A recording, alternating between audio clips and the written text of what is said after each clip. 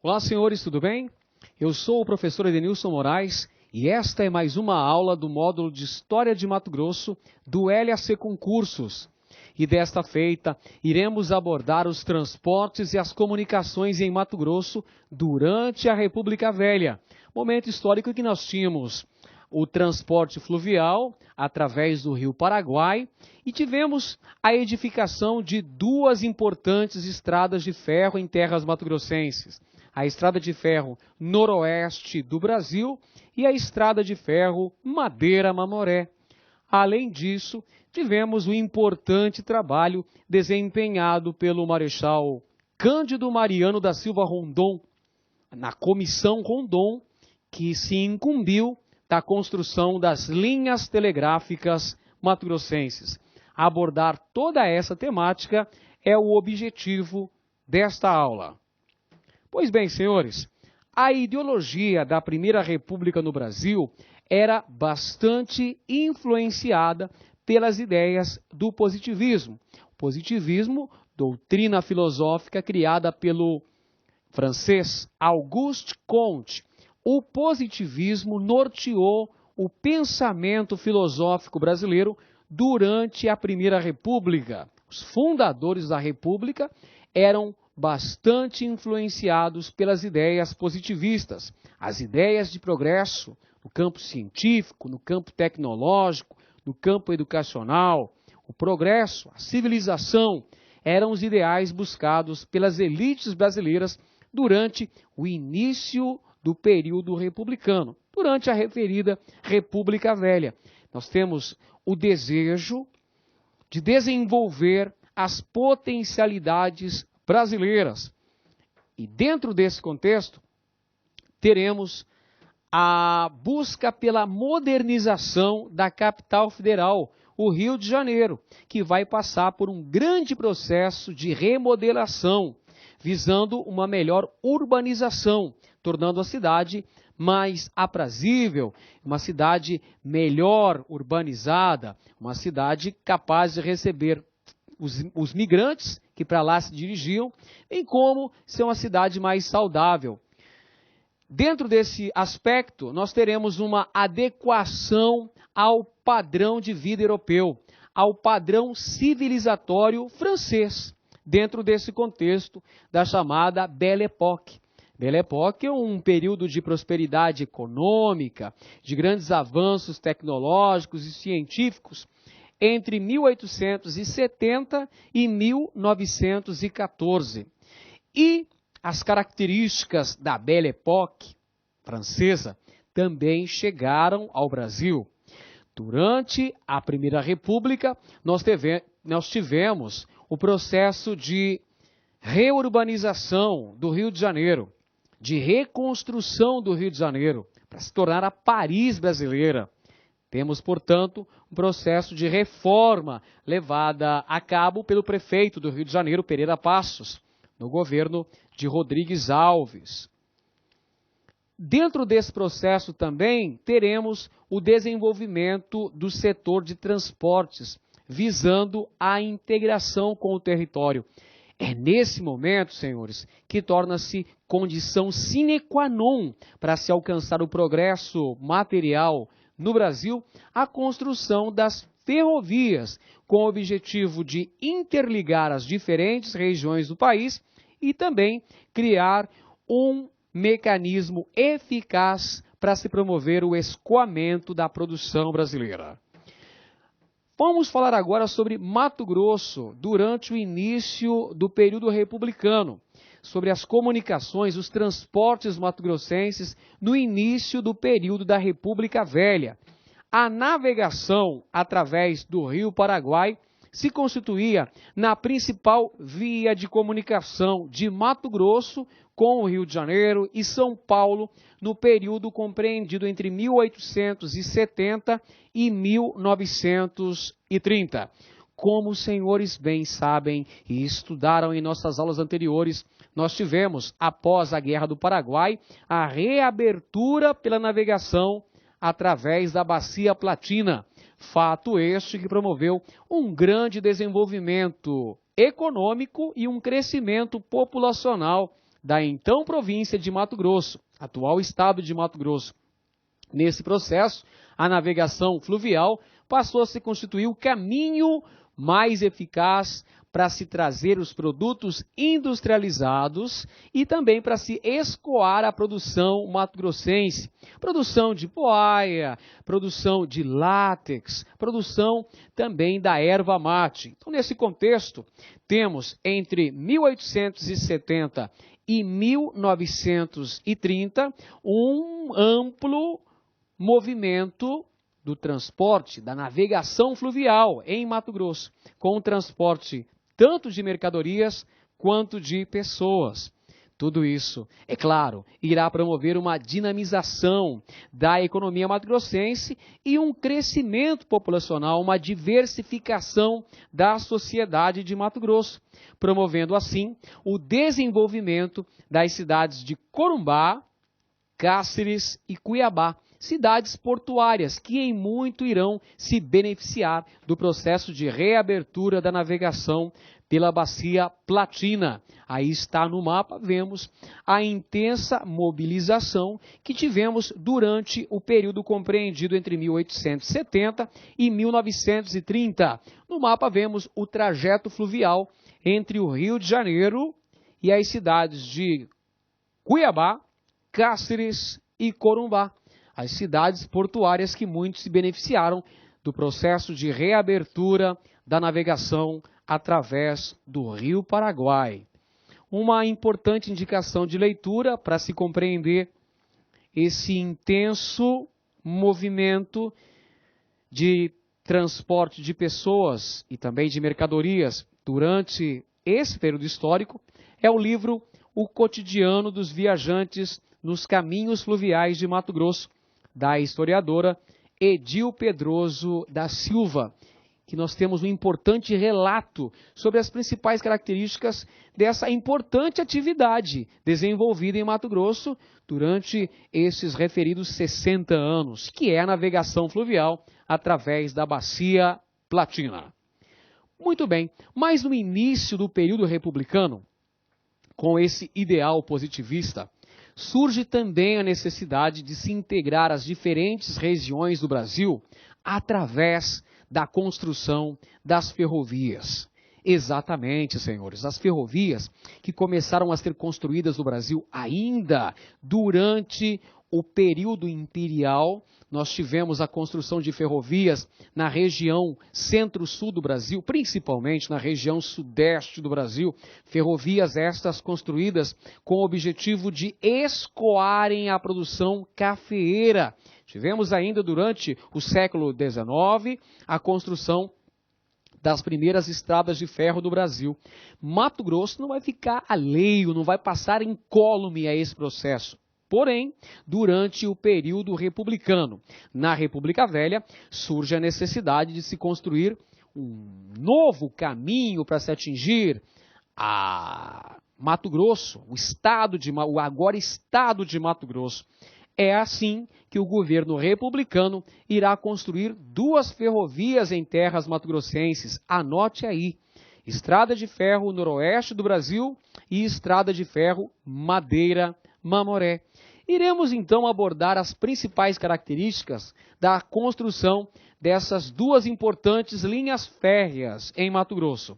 Vamos primeiramente abordar a Estrada de Ferro Noroeste do Brasil, o conhecido Trem do Pantanal, como bem cantou Almir Sater, enquanto esse velho trem atravessa o Pantanal. O povo lá em casa espere que eu mande um postal. Bem, a construção das ferrovias, senhores, visava a comunicação e o transporte de pessoas, matérias-primas e produtos industrializados de forma eficaz, de forma eficiente. O governo federal visava integrar as regiões do país e modernizá-lo.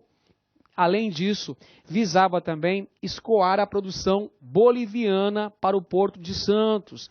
Não se esqueça que essa ferrovia foi construída na porção sul de Mato Grosso, atravessando cidades como Campo Grande e Corumbá, chegando até a fronteira da Bolívia. Então, um dos objetivos da construção da estrada de ferro noroeste do Brasil era também garantir à Bolívia um caminho para a sua escoação de seus produtos até o Porto de Santos.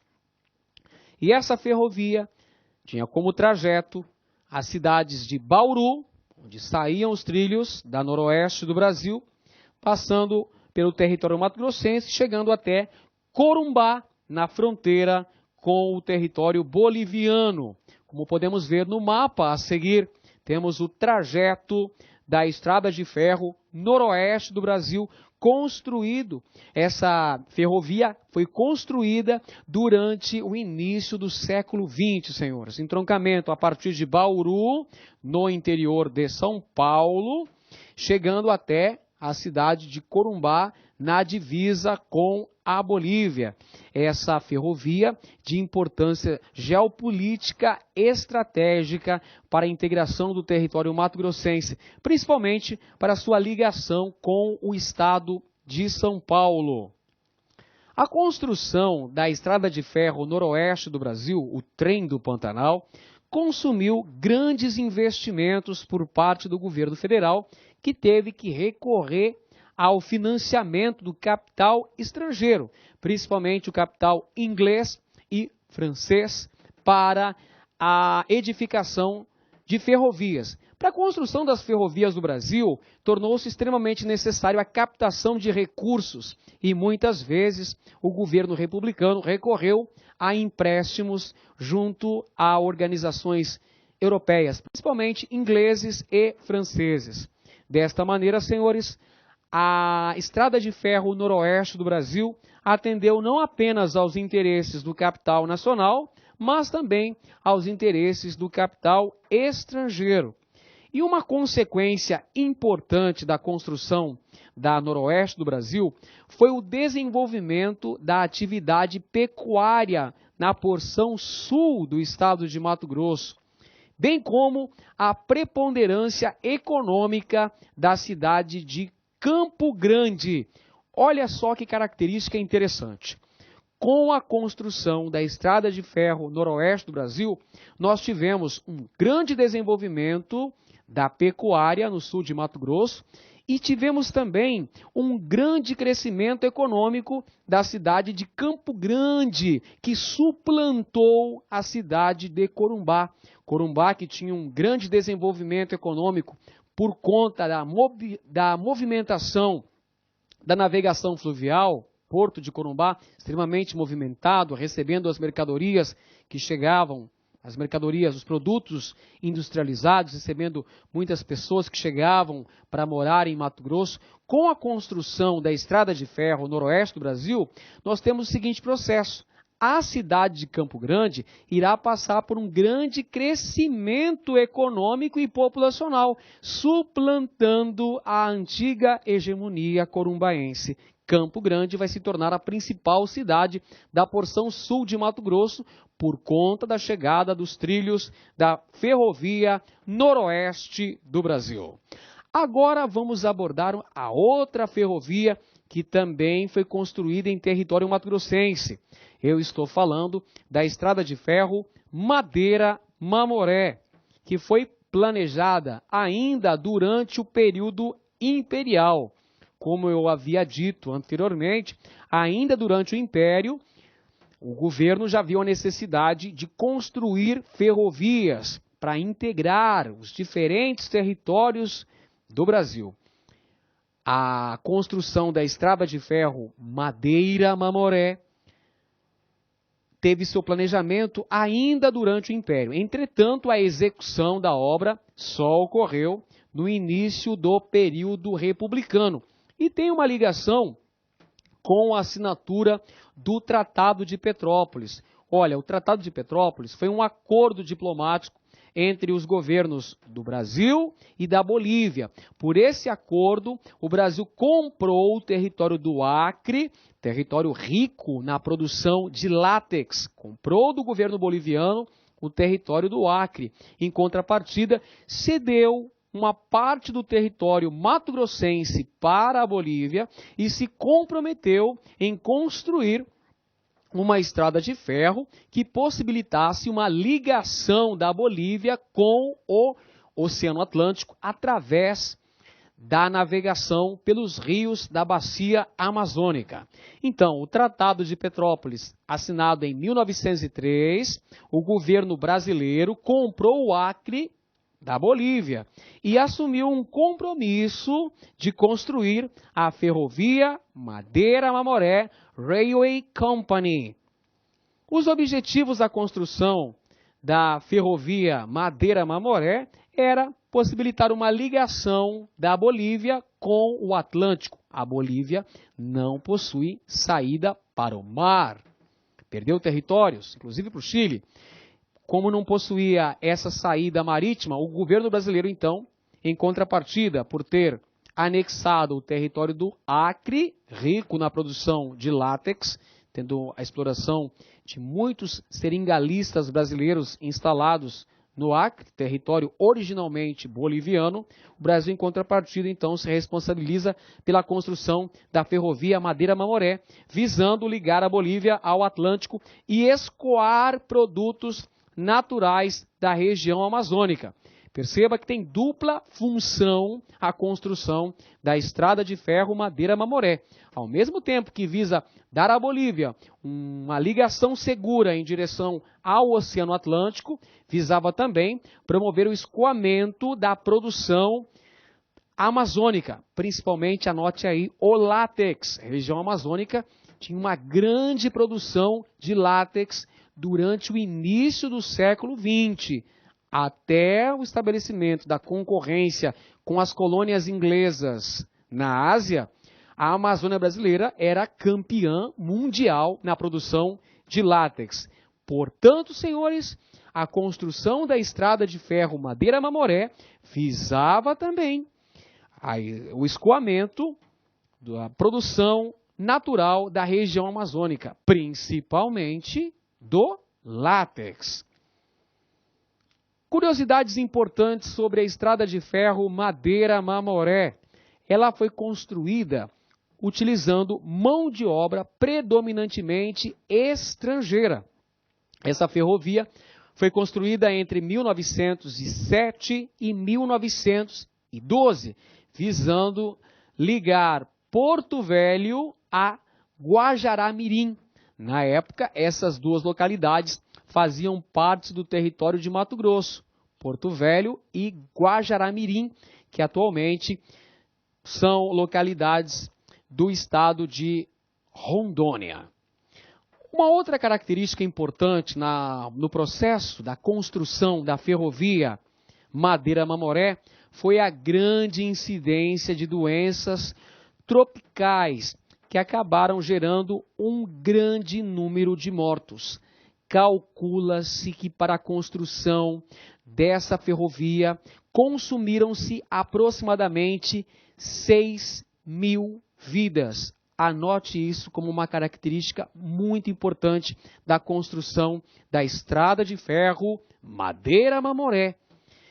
Um grande esforço consumiu vultosas receitas, foi uma ferrovia extremamente cara na sua construção e uma pesada baixa. Calcula-se que 6.000 pessoas perderam a vida na construção da estrada de ferro Madeira-Mamoré, que ficou conhecida por essa razão como a Ferrovia do Diabo, por conta das grandes baixas causadas na construção.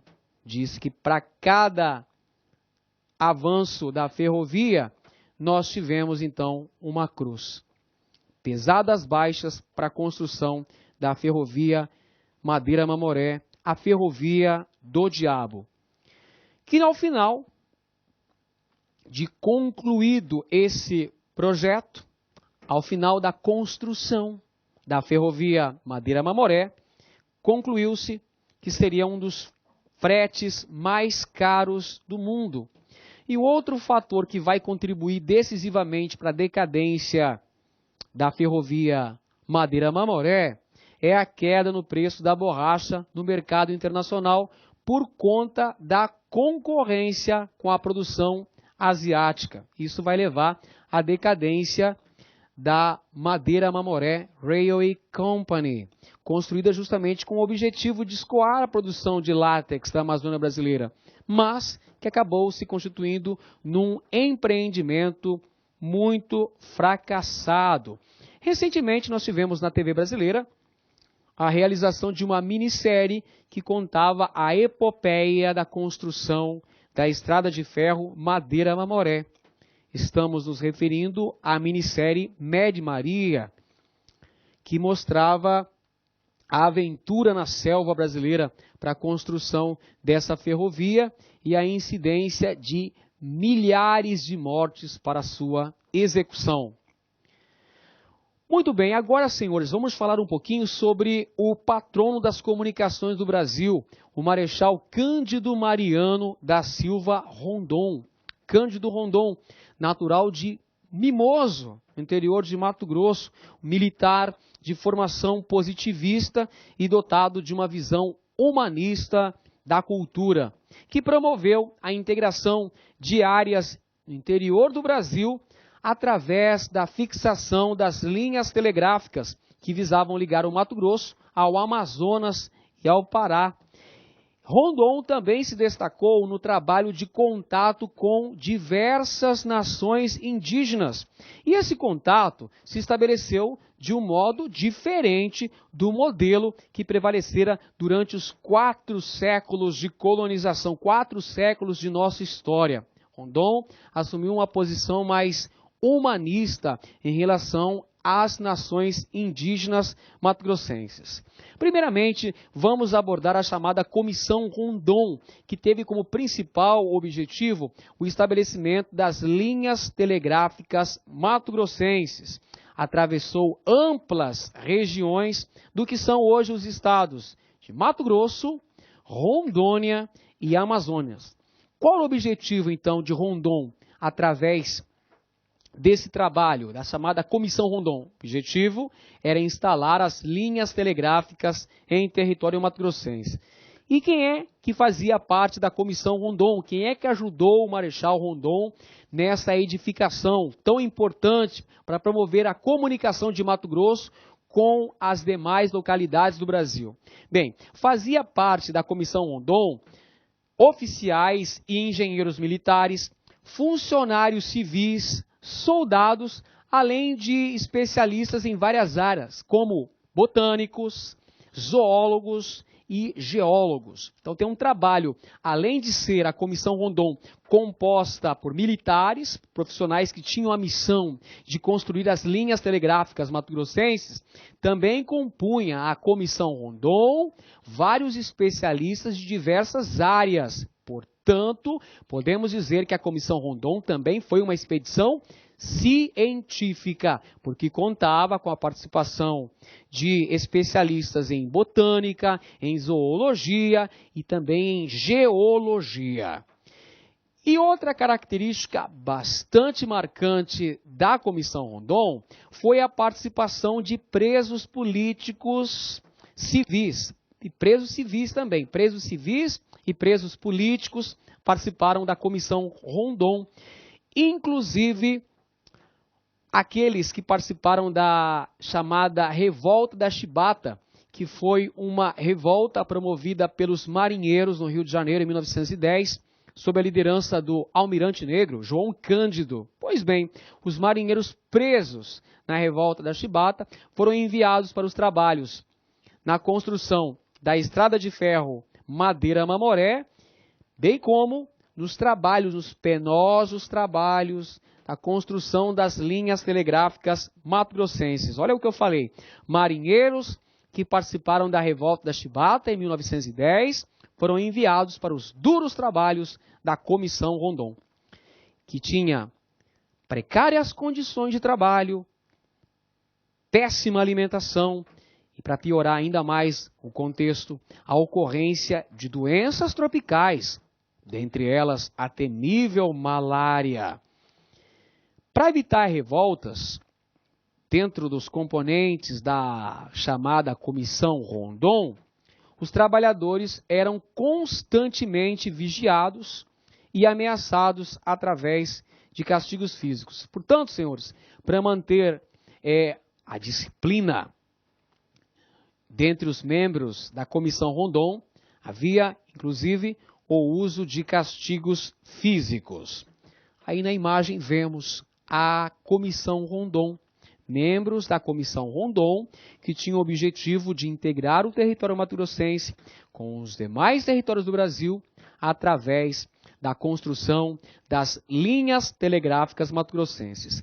É por essa razão, senhores, que mais tarde, Cândido Mariano da Silva Rondon acabou sendo agraciado com o título de patrono das comunicações no Brasil. Tanto é que a data de seu aniversário, 5 de maio, é o Dia das Comunicações no Brasil, por conta do trabalho de Rondon na construção das linhas telegráficas mato-grossenses.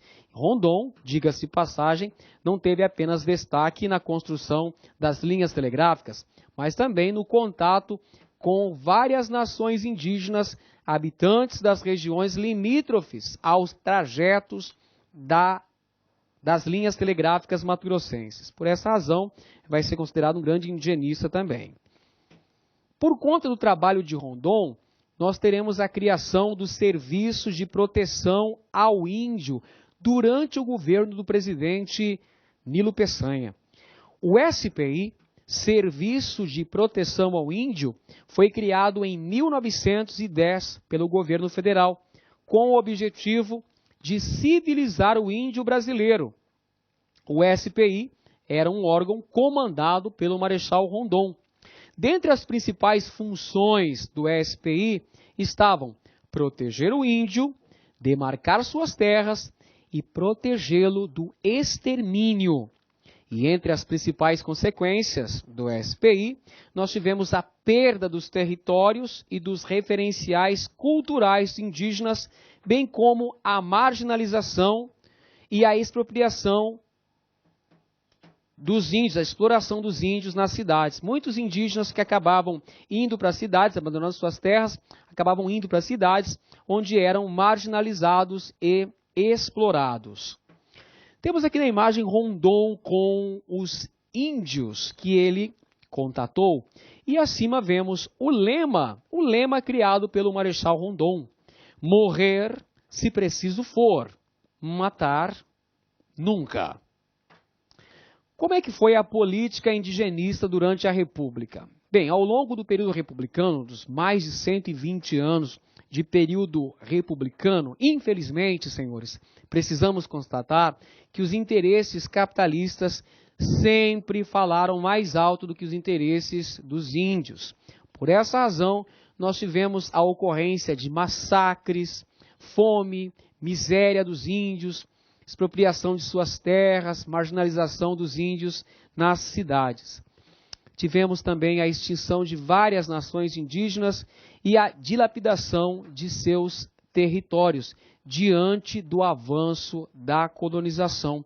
Podemos dizer que até os dias atuais ainda temos vários conflitos envolvendo os interesses capitalistas com o avanço da colonização sobre as terras que no passado pertenceram a várias nações indígenas. Para os senhores terem uma ideia, durante a Marcha para o Oeste, ao longo do Estado Novo, a ditadura Vargas, nós tivemos a expropriação dos territórios indígenas localizados no sul de Mato Grosso. Ou seja, durante praticamente todo o período republicano, tivemos um desrespeito para com os direitos dos índios. Afinal de contas, a única Constituição que reconheceu os direitos dos povos indígenas como cidadãos brasileiros é a nossa atual Constituição de 1988, a Constituição Cidadã. Um outro aspecto também relacionado com o Marechal Cândido Mariano da Silva Rondon foi o empreendimento da chamada Expedição Rondon-Roosevelt. Sim, estamos falando do Theodore Roosevelt, Ted Roosevelt. um ex-presidente dos Estados Unidos. Presidente dos Estados Unidos durante a construção do Canal do Panamá. Sim, Ted Roosevelt, aquele da política do Big Stick. Fale macio e use o porrete. Política esta que autorizava a intervenção militar dos Estados Unidos em todas as áreas da América Latina onde seus interesses econômicos estivessem ameaçados. Foi usando o porrete que os Estados Unidos conseguiram construir o Canal do Panamá. Pois bem, depois que deixou a presidência da República, Theodore Roosevelt, Ted Roosevelt, se tornou um grande explorador. Ele foi para as selvas africanas, esteve na América do Sul e aqui na América do Sul ele percorreu vários trechos do território mato-grossense. E quem o acompanhou nessa empreitada foi ninguém menos do que o Marechal Rondon. Rondon conduziu essa expedição em terras mato-grossenses. O objetivo da expedição Rondon-Roosevelt era atravessar o sertão até chegar ao Rio Madeira. Essa expedição teve caráter científico, especialmente os referentes à flora, à fauna e às formações geológicas e geográficas de Mato Grosso. Uma curiosidade foi a descoberta da nascente do Rio da Dúvida. A expedição Rondon-Roosevelt acabou descobrindo a nascente do chamado Rio da Dúvida, que foi rebatizado com o nome de, aí está, Rio Roosevelt, em homenagem ao presidente, ao ex-presidente dos Estados Unidos, Theodore Roosevelt. Para obter maiores informações sobre a expedição comandada pelo sertanista brasileiro Marechal Rondon, que é por muitos considerado o último dos bandeirantes, ou o bandeirante do século XX, juntamente com o ex-presidente dos Estados Unidos, Theodore Roosevelt, que inclusive adoeceu na selva mato-grossense, foi acometido pela malária.